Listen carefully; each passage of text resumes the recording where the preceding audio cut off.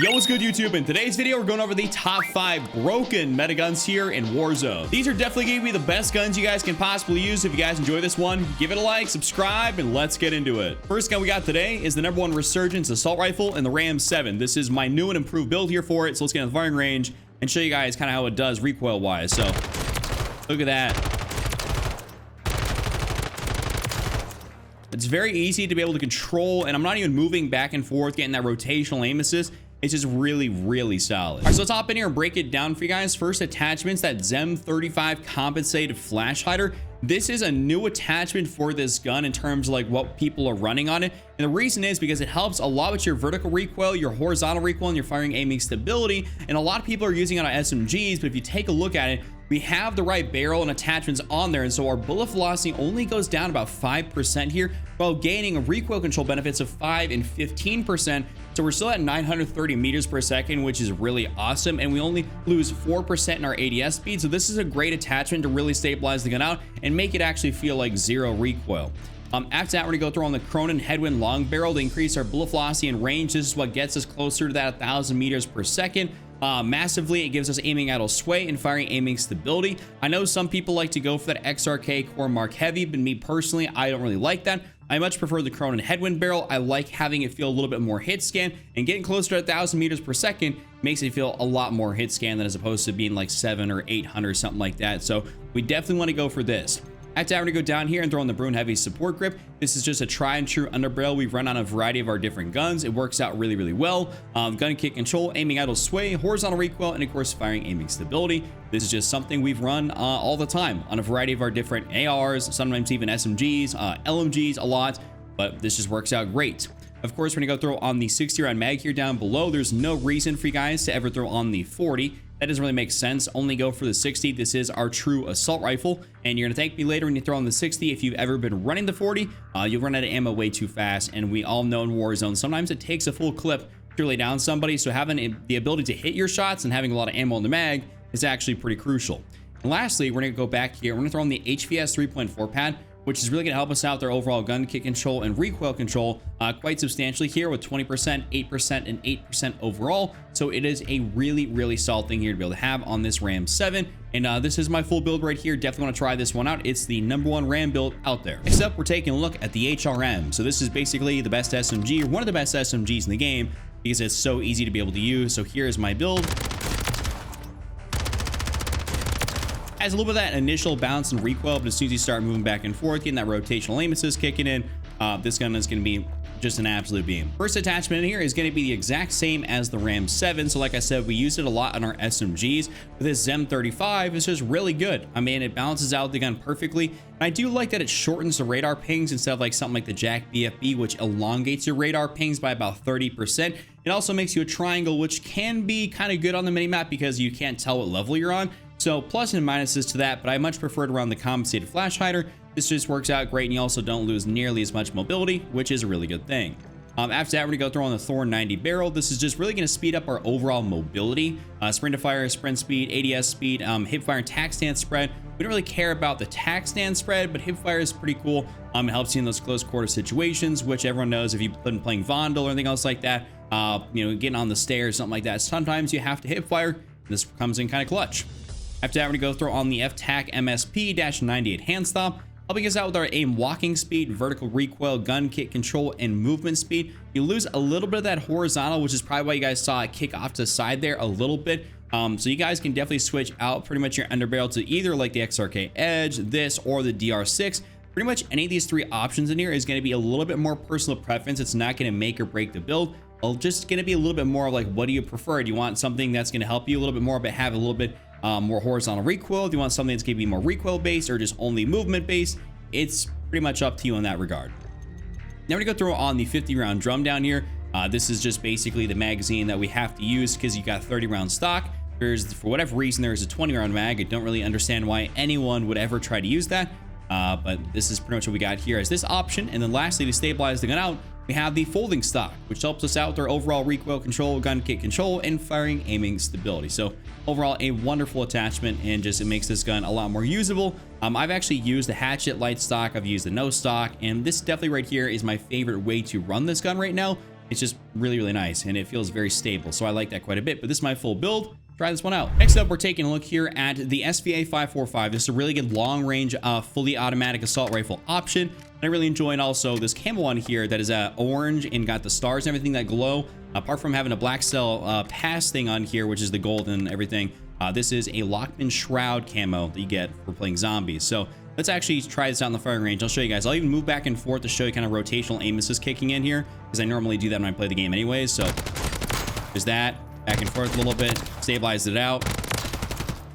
Even at long range, stabilize it out. All right, so for our first attachment on this gun, we are going to be running the VT7 Spiritfire Suppressor. This is just going to keep us off the radar, help our overall bullet velocity, recoil control, and damage range. If we take a look at the in-depth stats here, this actually helps us out, getting us closer to that 1,000 meters per second here at a plus 8%, 5%, and 5%. Then we have 7% on vertical and horizontal, which does help out because the SVA will kick if you don't have the right attachments on it, which we definitely do here, because obviously this is the ideal build for it. So this is going to be our first attachment. After that, we're going to go throw on the STV Precision Barrel, basically helping us out with our aiming out of sway, bullet velocity and range, and of course our overall recoil control capabilities. This is definitely the best barrel in here. We're really trying to extend out the overall range and capabilities of this gun because it's our primary assault rifle. So we have that right there. We're going to go down and throw on the tried and true Bruin Heavy Support Grip. This is, like I said, we run this on a variety of our different guns, and we ran it on the Ram 7, and we're once again running it over here just because it actually works so well. So I'd highly recommend if you guys actually run this on your SVA. We go down here and we're throwing the 60 round mag. So if you guys are running this, let's say only in the pretty much the semi-automatic, which kind of ended up being a burst, because when you pull down the trigger, the first 2 shots fire faster. So people running this in the semi-automatic and just spam firing it, because it essentially shot 2 shots at once. And so people were spamming it, and it was actually really good, and it had virtually no recoil when you did that. So you guys can definitely still run it like that. But since we're running it fully automatic here, the 60 round mag is a little bit better to have than the 45. You can run the 45, you're trying to go for that semi-auto, burst type of, play style. But overall, this is definitely the way to go if you're going fully automatic. After that, for our last attachment, we're throwing on the Corio Eagle Eye. So this is one of those guns where I feel like this actually works out very well. There is a new sight in the game that just got added in today, which will have to go unlocked. A lot of people really like. Looks like an optic straight out of Advanced Warfare, kind of like a red dot sight. And it also does help with some visual recoil. So that might become a new meta attachment, but I have to go unlock that and see for myself and see what other people are saying about it. But this is just overall really, really solid, and you guys should definitely try this one out. This has been tested, and it's really good. So here's my full build for this gun, and hope you enjoy. All right, next up, we're taking a look here at the Ram 9 SMG. So this is a great SMG apart from the HRM, one of the best ones to run in the game, one of my personal favorites actually, apart from that. So now we're going to use this here in close range. I'm going to strafe back and forth a little bit, but that rotational aim assist really helps right there.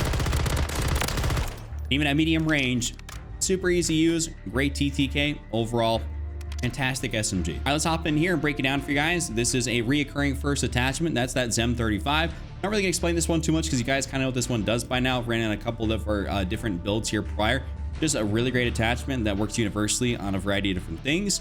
Now we're gonna go down here and we're gonna run the FTAC MSP-98 hand stop, frame walking speed, vertical recoil, gun kick control, and movement speed. You will have to actually be able to control the recoil just ever so slightly because it's gonna want to deviate off to the side because you lose a little bit of that horizontal recoil. I've actually ran grips like this where I run only the DR6 hand stop, and this gives me no recoil control benefits, but also gives me no recoil control cons. So it has that sort of trade-off right there. So if you need more vertical recoil control, throw this on there. If you don't, throw on the DR6 hand stop and you should be good to go. It's kind of one of those things you can switch back and forth between the two and be perfectly fine.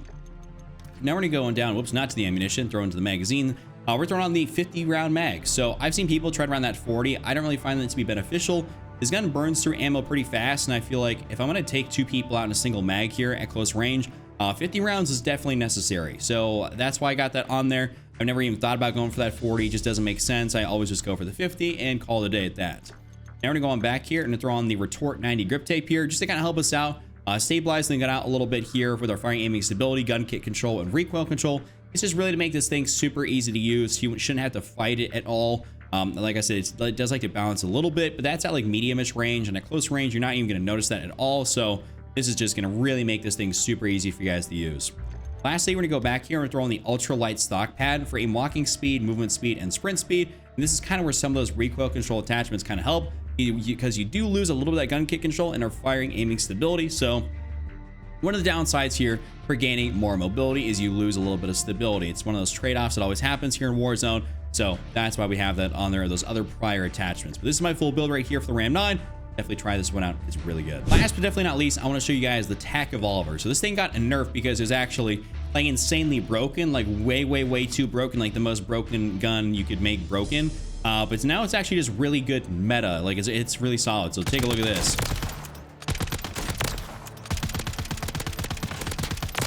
And that's just with me like pulling down on the stick. I mean, I'm not even moving back and forth. That's just an easy to control LMG with 100 rounds in the mag. All right, first attachment, VT7 Spiritfire Suppressor. Keeps us off the radar, helps our recoil, control, bullet velocity, damage range. Standard stuff here, ain't gotta explain that.